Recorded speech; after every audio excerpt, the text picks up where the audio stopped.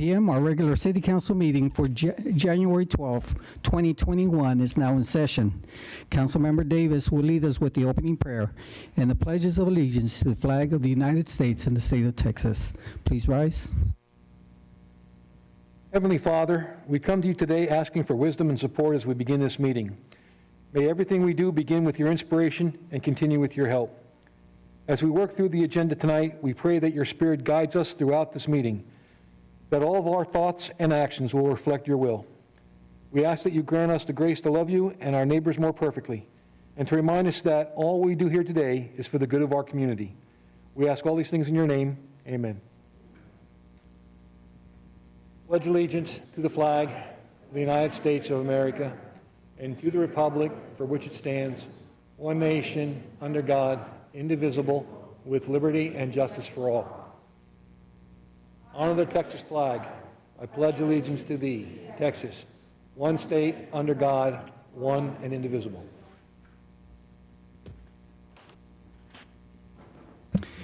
Thank you, Councilmember Davis. Council and guests, while seated, it is perfectly fine for you to remove your face mask, but as you approach the dais or speak at the podium, please place your face mask back on. First thing on the agenda, we actually have a proclamation recognizing National Mentoring Month, and I will step up here. Ms. Weber, if you join me up here by the podium.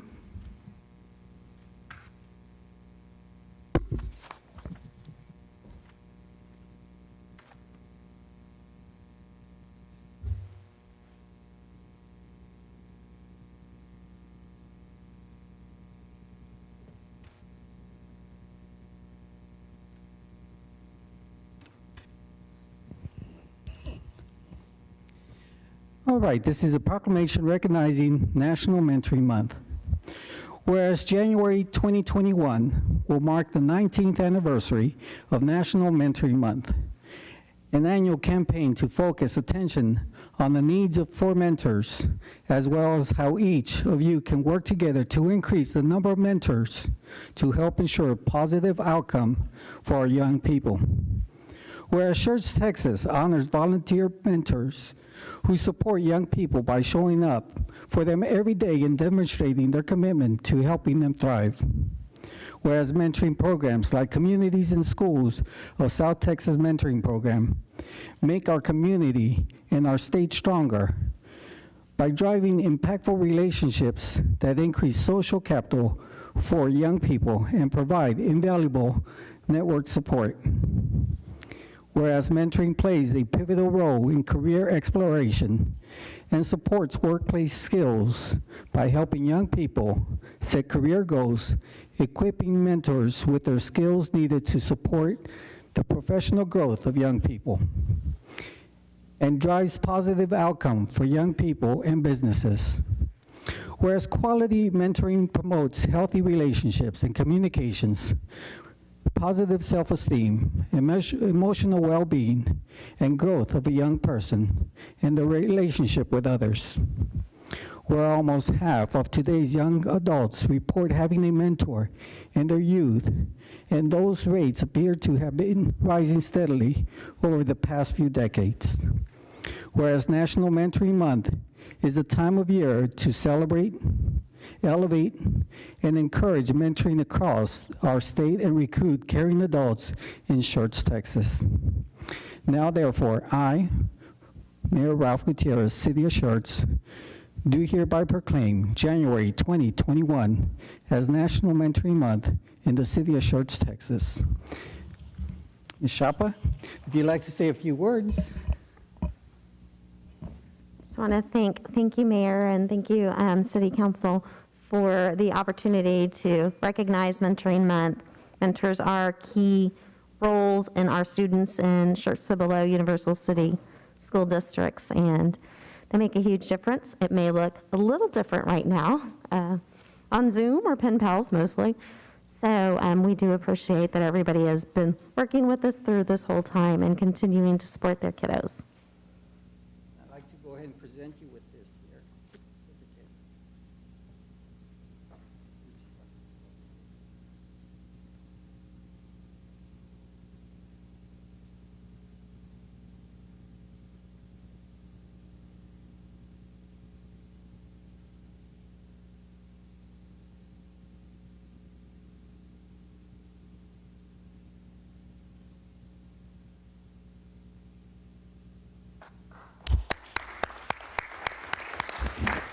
Thank you again for, mentoring.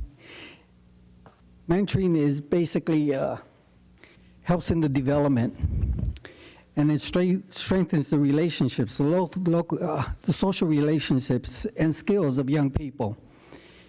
And it actually provides a positive influence and assists in the development of self-confidence. Thank you, Ms. Weber, and your commitment to the youth of our communities. Appreciate it very much.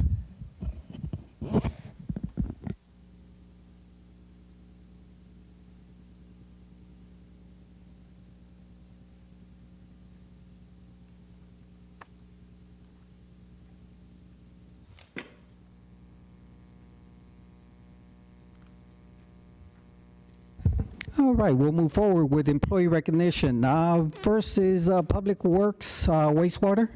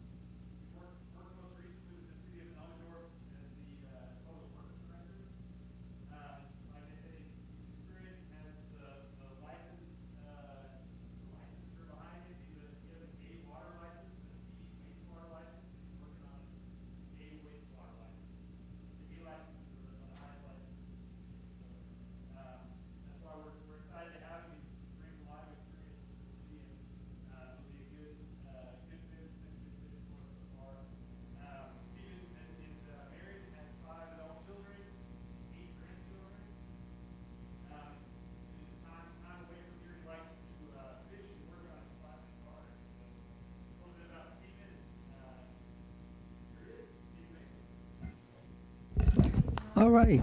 Sir, the mic's all yours if you'd like to say a few words. Just like to say thank you for the opportunity. Well, welcome aboard and welcome to our team. Appreciate it.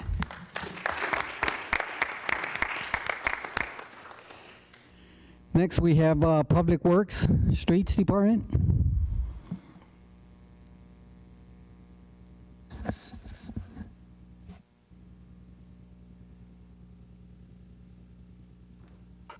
Evening, Mayor, Council, Dr. Brown. My name's Doug Lepbetter. I work at Public Works. I'm a Public Works Manager over the Streets and Drainage Department.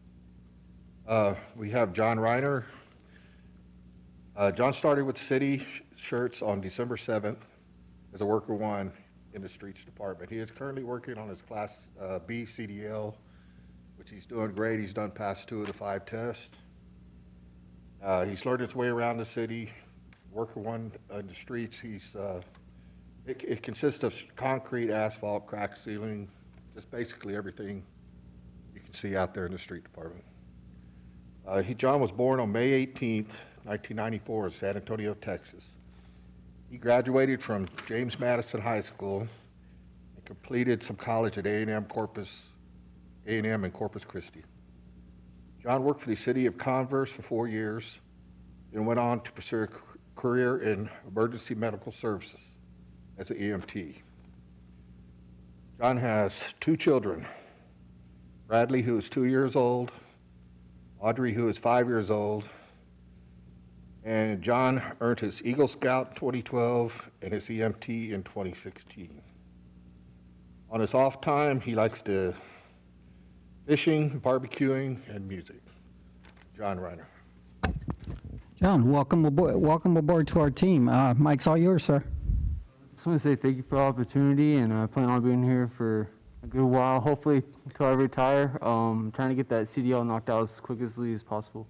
Thank you. Well, welcome again, sir.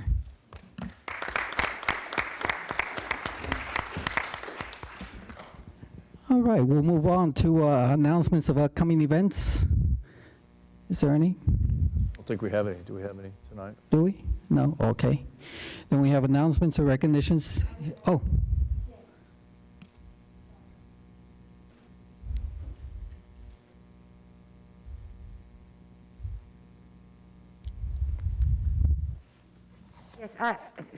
Yes, Mayor, Council, and Management and citizens. I was asked by Amanda Ashcroft with the Texas Community Watershed Partners Program to announce that a program of the Texas A&M Ag Life is bringing a virtual no-cost FEMA-supported community health and resource management workshop to Guadalupe County communities on March 3rd and 4th from 8 to 11. It is a data-driven interactive mapping platform that allows you to create planning scenarios that reflect local priorities and access potential impacts on flood risk in real time. They can include local data and layers from the city of Schertz, such as current development projects to interact with. They invite those interested from the city of Schertz who play a part in developing the future of the city to attend the virtual workshop. For more information, contact Amanda Ashcroft with the Texas Community Watershed and Partners Program. Each of you do have a copy of this. It was also emailed to you and sent to you. I've supplied copies to the executive manager as well. I have extra copies if anybody else is interested. All right, thank you, Ms. Dennis. All right, announcements and recognitions by our city manager, Dr. Brown. I have nothing tonight, Mayor. Okay, announcements and recognitions by the mayor. I don't have any at this time either. So we'll move on to the hearing the residents. This time is set aside for any person who wishes to address the city council. Several items I'd like to point out, and they've been posted up here, the 5 rules to remember. So let me just go over a few of them. Individuals wanting to speak should have filled out the registration form. Presentations are limited to 3 minutes, and for the record, we ask that you state your name and address. Any person making personal, impertinent, or slanderous remarks while addressing the council may be requested to leave our meeting. And finally, discussions by council on any item not on the agenda should be limited to statements of specific factual information. Before we get started, I'd just like to point out that the objective of this council is to listen to you. We value your input, but we also have an obligation to abide by the guidelines that are provided. Therefore, we'll go ahead and get started. I want to maintain the integrity of this meeting, and when the address, the name and address is a requirement. If you choose to argue, your time will start at that particular time. All right, let's go ahead and get started. Mayor Pro Tem Scott, who's the first on the list? Yes, Mayor. First up, we have Leonard Moore.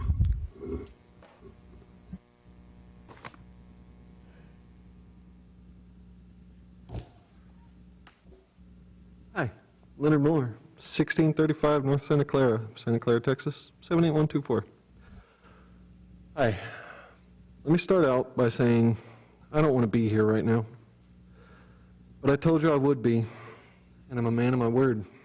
If a man stands for nothing, he'll fall for anything. Obviously, our country has bigger problems, right? But big problems don't usually start that way. Last time I was here, a citizen claimed everyone gets training every day in everything they do, basically. Like, if only you follow the directions of officers, everything's fine. Showing his privilege in his words. Last Wednesday, our nation came under attack by seditious, riotous traitors, spurred on by a militant wannabe dictator who, after telling them to go, claiming he would be there with them, left them to die while he watched. Tell me, are we great again yet? These people attacked with pipe bombs, climbing gear, zip ties, body armor, and guns. They obviously planned this. Could even be said they trained for it. So, were the officers that allowed them through barricades? So was the officer that died, God's rest his soul, and all the other officers that stopped this attack. And yet I've heard no back the blue, no, well, they shouldn't have resisted, no, if only they'd listened. And nothing questioning training. Tell me, who lacked training here? Which blue are you backing? The officers that aided treason, or the ones that tried to stop it? Violently obvious at this point are two simple facts. The first, training is not enough. And second, these problems didn't start at the Capitol. We as a nation must hold them accountable, but our problems only got this big because small towns ignored them. Too many officers take law into their own hands and use unwarranted violence against people of color, emboldening these Caucasian crusaders, while the male militia gets let through, while selfies are taken with violent traitors who would betray our Constitution in favor of a king. Many people of color are beaten or shot simply for existing where or when an officer told them not to. Surely we can see the inequality at this point. Surely we may see that there are bad cops. But we must also see that our nation's problems started in small towns and cities just like this one. We have to do something about it. No more selfies with traitors while beating black kids. This male militia, these jihadi insurrectionists, must be arrested, tried, and convicted, and so should the people, officers, senators, and congresspeople that helped them. We must see the inequality in our enforcement of law and change it. It starts here by holding officers accountable for beating kids just as much as you would and did for aiding treason. All right, sir. Thank you. Yes, sir. Next up, we have Mandy Moore.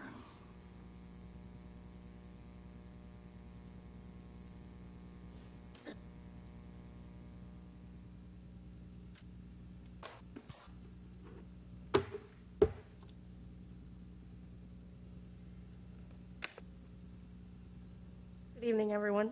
My name is Mandy Moore, 1653 North Santa Clara, Texas, 78124. So I just want to start by repeating a quote that I was reading earlier tonight. Y'all might recognize this. It was quoted in mysanantonio.com, or that's where I found it. It says, "Together we can make a difference. Together we can continue to make Schertz a place where people want to live, work, and play." I think that's a great goal to have. It'd be wonderful if we could accomplish it for all citizens.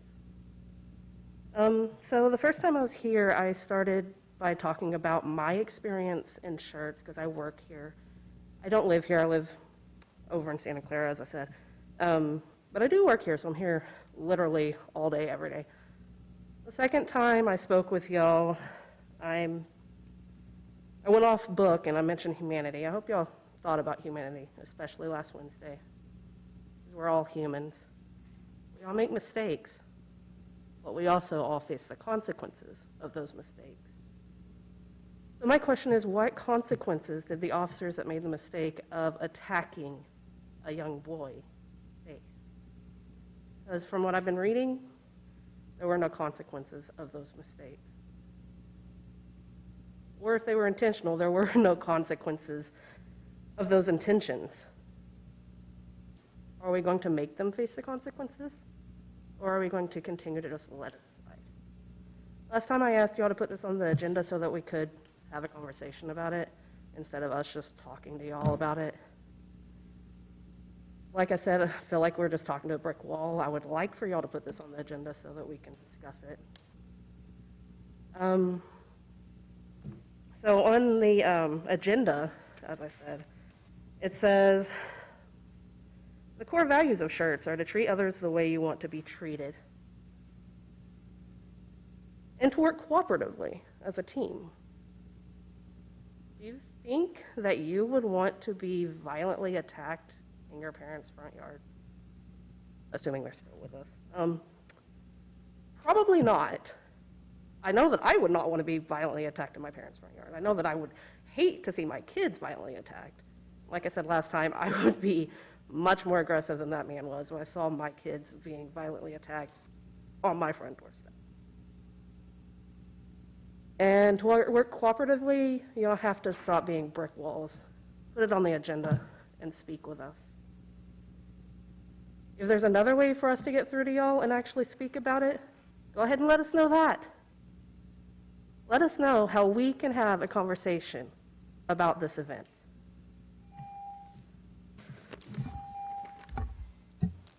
Mayor, just point of clarification, please. Could you explain that our rules of conduct that are bind us on this council, explain why we cannot put this on the agenda? I think the clarification is long overdue. Well, we do plan to put it on the agenda. We're just trying to finalize the process. Once, I think we're just missing one point of information before we have a discussion on this. Mayor, point of information. Can you explain to them, possibly, or I'll explain, that even though it's on the agenda, we do not have back and forth dialogue based on state law? It is just for us to talk amongst each other. There is never a time that we can have back and forth dialogue from the dais with the person. Yes, that is, you know, state law. And that is a complexity of our city council meetings. Do not provide a back and forth dialogue, even if it's on the agenda. Even if it's a public hearing, we listen to the public, and then we process the information you're providing us, and then we ask our own questions. But there is no back and forth dialogue, even if it's placed on the agenda as a workshop or a public hearing. But if council wishes, I can, if you have questions concerning this item, I will brief you on exactly what is missing in the process. But we have all intentions of putting this on the agenda. It's not final yet. That's why I say patience is something that we have to just. So any other questions? I do appreciate you discussing that, but specifically, I think our rules of conduct forbid us from discussing litigation, personnel matters, and investigations. We are not allowed to do that. That's why it has not been put on the agenda.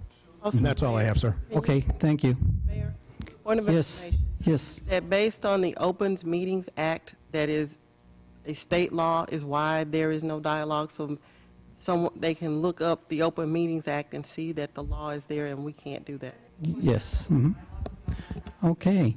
Any other comments? All right, we'll move forward.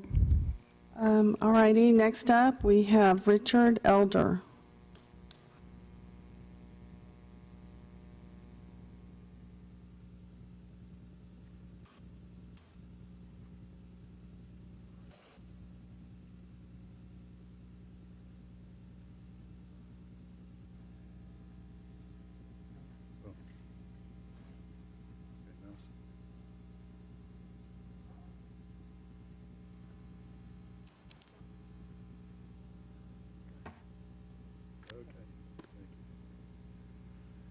Good evening, Mayor Gutierrez and council members. I'm Richard Elder. I reside at 4317 Willow Oak. I'm a licensed professional engineer in the state of Texas. I'm also a retired Air Force officer. 22 of 24 years was in test and evaluation that include processes and products. So tonight, it's a story of the COVID-19 vaccine availability, titled Fact or Fiction. Let's see if this is going to work. So I wanted to find out if it's actually possible to find an appointment. I started out at HEB Pharmacy last week and was told that 1B group would be able to receive vaccinations starting on Monday morning at 9 o'clock.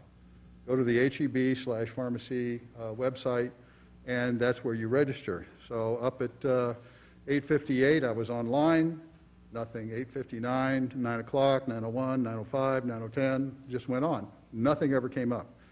I went back to HEB in person and found out that, oops, they didn't receive any vaccine, they don't have any program, and there's no registration. So next I went to the Schertz website and found that there was a link to the Texas state provider map. That map shows that Walgreens received 100 doses but has none available. HEB received 200 doses, none is available. But along FM 3009, there was a place called SONA, S-O-N-A, Limited Liability Corporation, who received 1,000 doses, but none were available. So who is SONA Limited Liability Corporation? There's a website for each entry there, and clicking on that brought up a website that wanted to fix my crane. This is a shot from the website showing SONA Limited Liability of Texas at 6032 FM 3009, receiving 100 doses but having none available. When you click on the website within that box, you come up with Sonane of North Texas, who can fix my crane. On the same website, here's Walgreens, who received 100 with none available. Here's HEB, who received 200 with none available. And here's the city of Schertz, EMS, who shows 500 received, 143 available. I called Schertz EMS and found out that the 143 no longer exist. They were expended on the previous Saturday. The site was not updated. So now I return to the Schertz website, click on the link for the city of San Antonio, the Alamo Dome Vaccine Clinic. Sorry, all 9,000 appointments are taken. Here's a shot from that website. First line, no got. But what was interesting was I saw how to register, and I thought, well, let's go ahead and register and see what happens. Maybe I end up on a waiting list. Well, figuring I had nothing to lose and maybe I can at least wait list, I went ahead, registered my wife, who needs this COVID-19 vaccination even more than me, with no available slots. Suddenly, I'm registered. I have an appointment tomorrow at 9:50 at the Alamo Dome, and I receive a QR code for my wife. Looks like this. Well, having been successful for her, I thought, wait a minute, how is this? No appointments available yet I'm able to register and get the QR code. It's kind of like the golden ticket for the Willy Wonka chocolate factory, apparently. So I registered myself. Again, received another one. Thank you, sir. All right. Hopefully we can answer your questions, some of your questions, when we have our COVID workshop scheduled today. Okay. Next up, Mayor, we have Sonia Chapa Weber. So Weber? Oh, did y'all already do it? Yes, that was the proclamation, yes. I beg your pardon. Okay, no more, sir. No more? All right. We'll move on then to consent agenda items. Consent agenda items are considered self-explanatory, and information packets are provided to council and available for public viewing. These items require no separate discussion unless requested by council. Item number 1, minutes. Consideration or action regarding the approval of the minutes of our meeting, our regular meeting on January 5th, 2021. Item number 2, resolution number 21R04. Consideration or action approving a resolution by the City Council of the City of Schertz, Texas, authorizing expenditures not to exceed $50,000 with master meter over the term of the proposed contract. Item number 3, ordinance number 21S01, consideration or action approving a request to rezone approximately 10.5 acres of land from Plan Development District, PDD, to Plan Development District located southeast of the intersection between Holly's Chase and Holly's Loop, more specifically described as Holly's Cove Subdivision, Units 4A and 4B, City of Schertz, Bexar County, Texas. And this is our final reading. Council, do any of these items need to be removed for separate action? Is there a motion to approve items 1, 2, and 3? So move. Second. Okay, who made the motion? Was it? Okay. Motion made by Councilmember Hayward, second by Councilmember Dalla.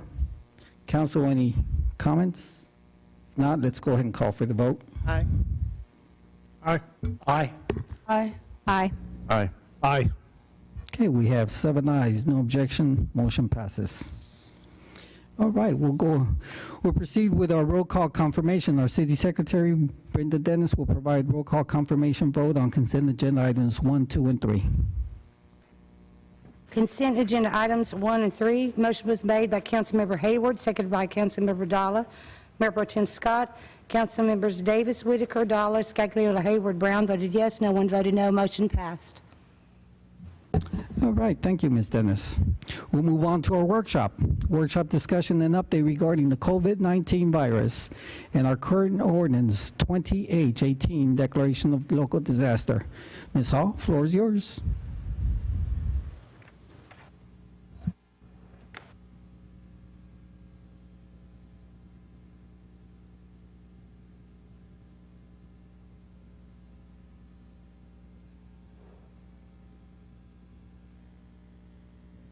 Good evening, Summer Hall with the Emergency Management, I'm the Emergency Management Coordinator with the... Can you speak up? I can't hear you. Excuse me, is that better? Summer Hall, the Emergency Management Coordinator with the City of Schertz. I'm bringing you the update for this week for COVID-19 response.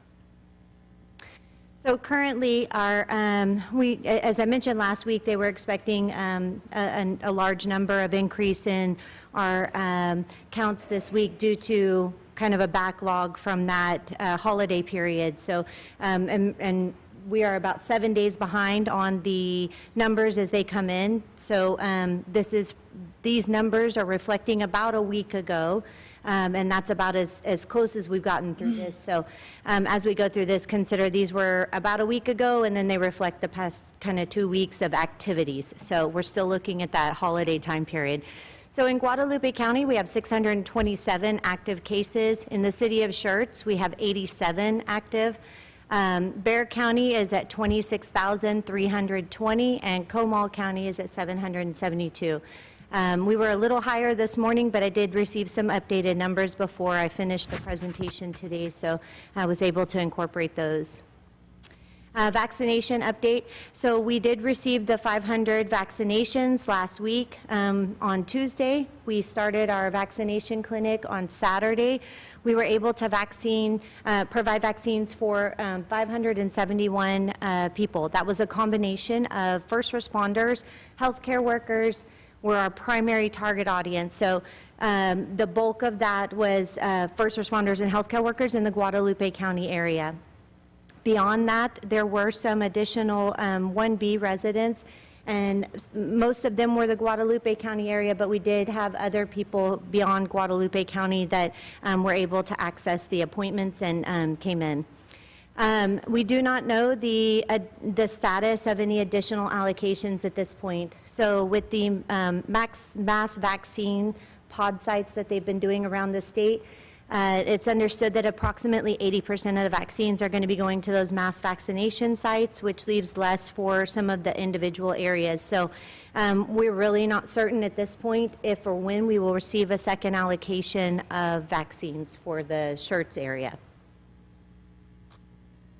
Just as a note, in the state of Texas, we are still in that phase 1A, 1B area. So if you'll notice, DSHS is slightly different from the CDC in their classification. So 1B is a classification that we're going to be in for a while because it encompasses such a large portion of our population.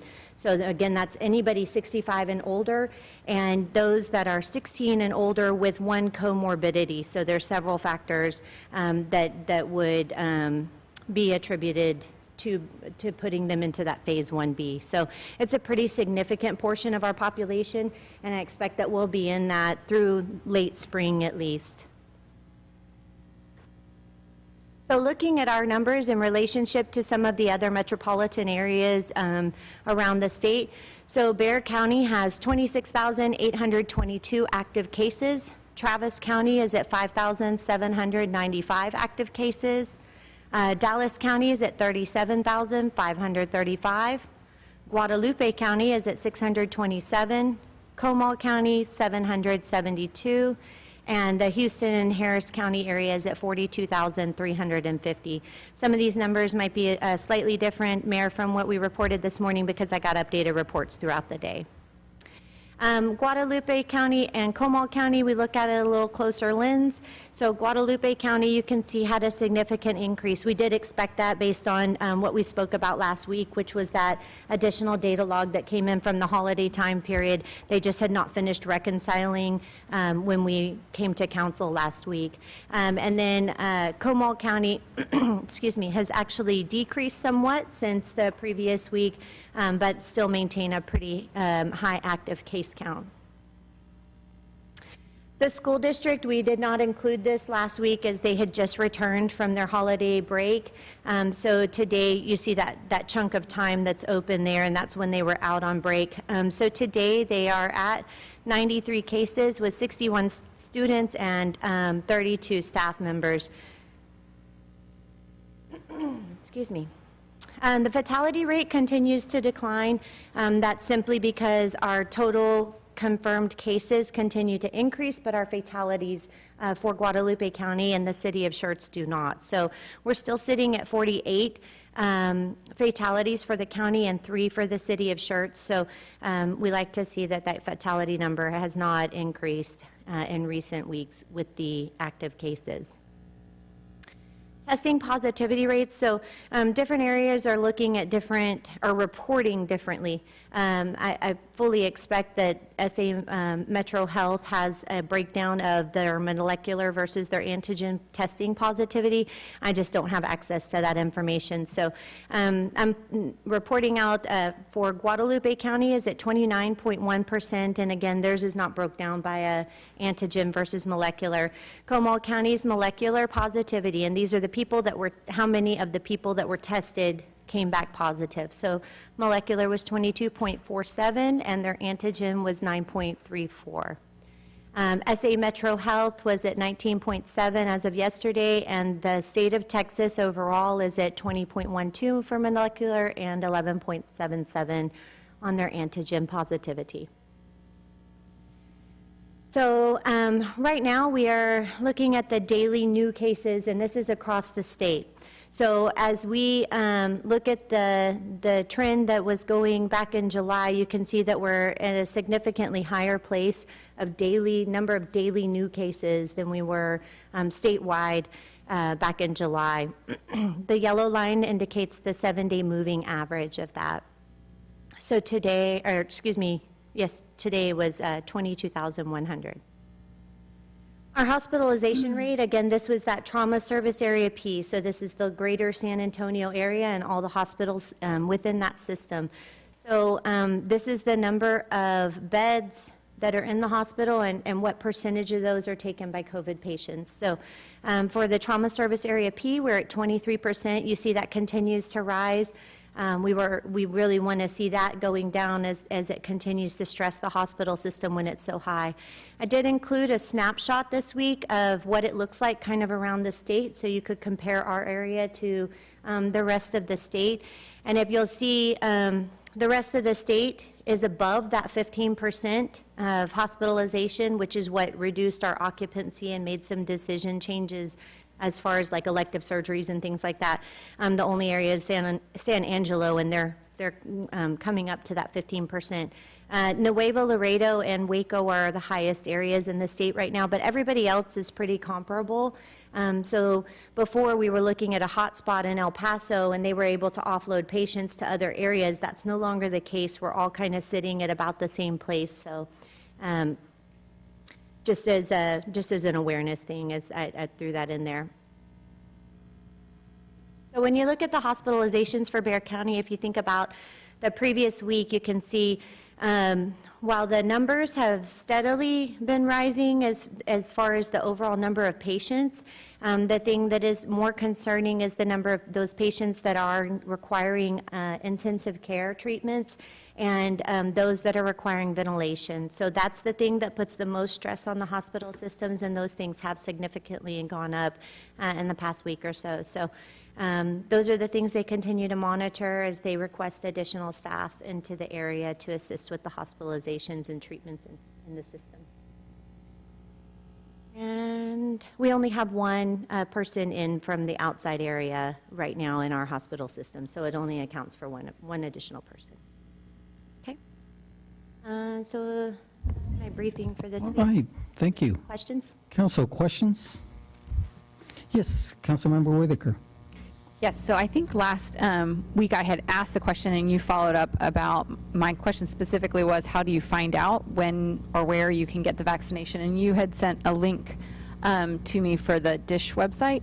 So I was just kind of looking at what Mr. Eldridge had brought up, and unfortunately, I'm sorry, I wasn't sure what the conclusion to that situation was, but I was curious to see if I can get to where he was talking about as far as registering. So from the DISH website that you had sent me that link, I got to the page that looked like that registration. So I don't know how successful that registration process is, but from our Schertz page, it wasn't quite as clear where I would go. So I was wondering if we could get some clarification on, I think to me, I mean, there's a lot of questions around that, but right now with that vaccine being available, I think people's biggest concern is, how do I know when I am authorized to get it, and how do I get it? Where do I go? So I'm just wondering if there's an easier way to get a shortcut through the Schertz website to that registration page, because it sounds like we're going to have to go into San Antonio. Is that correct for the most part? There's very few vaccines, and that's one of the things that the county judge and I believe the mayors are going to look at. You know, is there anything we can try to promote as far as trying to get more into the area, but we haven't received a ton of vaccines into the Guadalupe County area. So for now, the only places that there are available is through that mass vaccination site. And then there might be some available, but I do want to point out on that provider location website, it shows that the city of Schertz has 143 doses available, and it's just for whatever reason, and I've been on the phone all day with the folks that are managing that site, and that mapping tool pulls from several different feeds, and it's not updating our numbers. So we've played with it a few times today trying to get it to grab the zero that we don't have any left. So I know that adds to the frustration that what's being reported doesn't reflect what the accuracy is. So then people are like, oh, look, there's a place that I can go get some. But when they call, they're hearing something totally different. And I know that adds to the frustration. So they're working on the tool and trying to get that updated. But we can absolutely evaluate the city's page and make some adjustments to try to make it more clear and direct them more pointedly to that provider location and where they might find that. Okay, thank you. I think the problem, the real problem is that there just aren't very many. It's just so few. There's 2 million people in the San Antonio area. And how many doses did San Antonio get? San Antonio got 26,000 for the mass vaccine. We got 540 for a population of 165,000. So it's going to take a while before the doses start coming in the numbers that, you know, we're able to get folks, you know, through that system. So that's, you know, a real part of the problem. We do continue to request more to the area. It's just a supply and demand thing. It's a supply and demand thing. We are, as far as I know, we're the only provider of vaccines in the county, in Guadalupe County, except for some of the clinics and HEB. And right, some of the private. So in terms of municipalities, we're it. And that's, you know, we spent last week trying to vaccinate first responders from several of the local cities in the area. Mayor Pro Tem Scott? Yes, I find this very concerning when hospitalizations go from 1318 to 1423, up 8% in 1 week. That is significant. It's sobering. My question, I know that the vaccines are very problematic. My husband was at the VA getting a medical procedure, getting looked at, and he said there was the longest line, and he thought it was people getting vaccinated, then they shut down the line. That was just people lining up to get an appointment to get vaccinated, and within 2 hours, bang, it was done there. So however many they had, there's pressure on the inventory, to use a marketing term, extreme.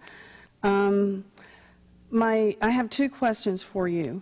One is, I'm kind of looking for a metric. I understand there's no way that y'all can talk about vaccine availability because that comes from the government and we're at their mercy and all of that. But I'm trying to internally develop a metric that kind of a yardstick.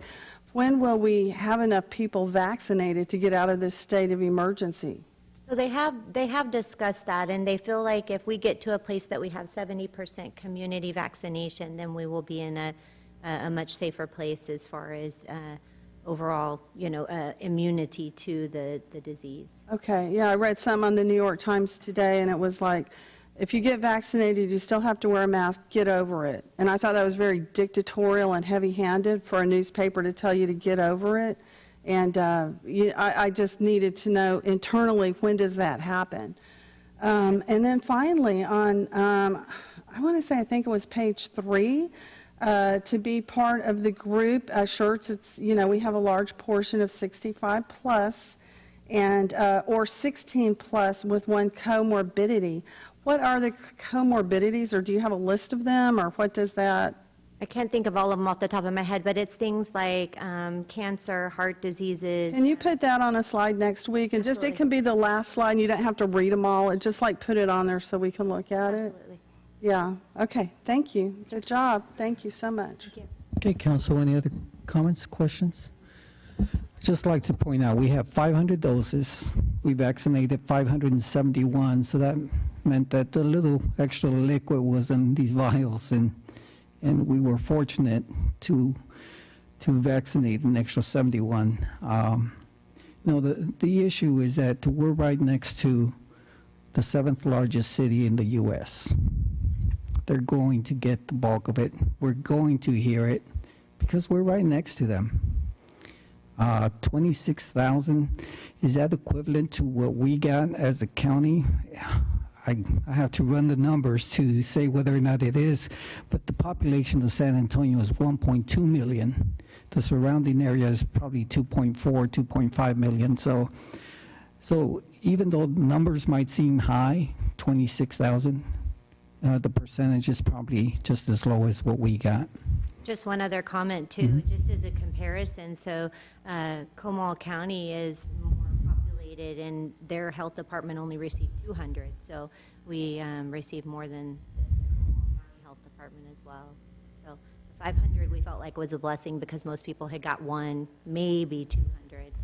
Yeah, and then registration, that's sometimes a timing issue too.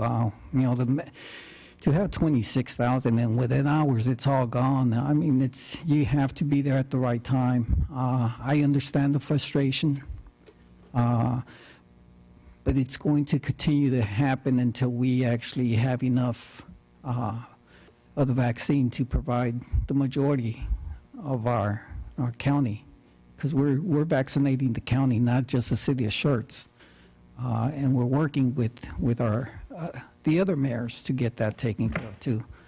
Logistics can be an issue. Thank you and your team for everything that you do. We really do appreciate it, and hopefully we'll get past this 1B and we'll go to the next one. So, okay. Thank you. Any other comments? No. Thank you. All right, we'll move on to a monthly updates on major projects in progress, capital improvement projects. This information was provided to council and available for public viewing. The information is located on our website, Schertz.com. So we'll move on to now, requests and announcements. Announcements by our city manager, Dr. Brown. Any announcements? Oh, I just would like to thank Summer and Chief Cade Long for the great work they did first of all, getting some of the doses for the vaccine. That was a very difficult thing to do, but we proactively put ourselves in a position where we could get them, and we're an authorized provider of those vaccines, which I think will be really good in the future. We recognize that we're sort of in a bad position with respect to San Antonio, so we really look forward to the day when we're getting 10,000 and 20,000 doses in rather than 500. That'll really be when we can start making progress. But anyway, I think Summer and Kay did a great job. The clinic went smoothly. It was a good experience for us to open that, to run that, to give the vaccines, and to work through the process. And we've got, there's some things we need to work out, but we're positioned as well as we can be to go through this. Thank you, Dr. Brown. Okay, Council, is there any updates or information requested from staff? Council, is there any possible items you'd like to place on the future agenda? No? Okay. And we'll conclude with announcements by council members on or events they attended. Mayor Pro Tem Scott? None at this time. Councilmember Davis? Nothing, sir. Councilmember Whitaker? Attended my first TERS board this afternoon. Very educational, and I'm excited to learn more. That's about it. Okay. Councilmember Dalla? Just a couple items. Attended the ribbon cutting for Mark Roberts, Schertz Auto Care on 1103. Nice to see his business growing and being successful. And then also attended the TERS board meeting. Councilmember Scagliola? Yeah, I was also at Mark Roberts' opening there on Friday, and yesterday there was a plaque presentation. The chamber has a new photographer on staff, so that's interesting. That's all I have, sir. Okay. Councilmember Hayward?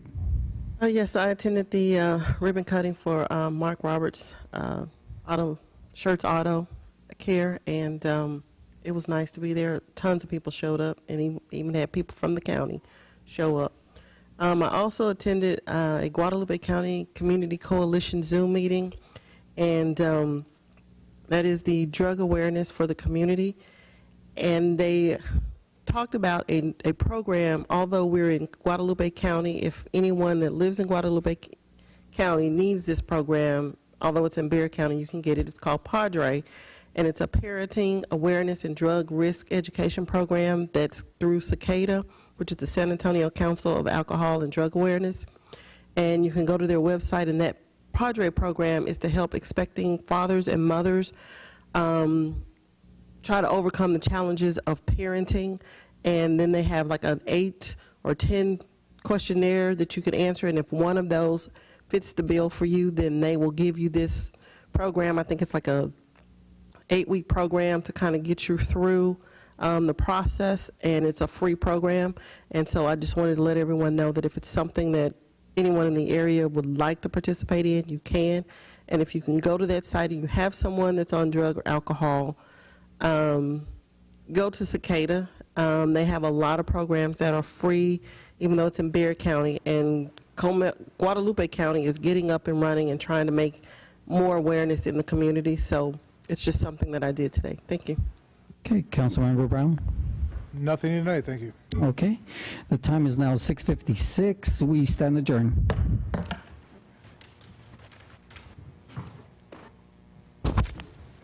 Early, we get to go home before 7. All right.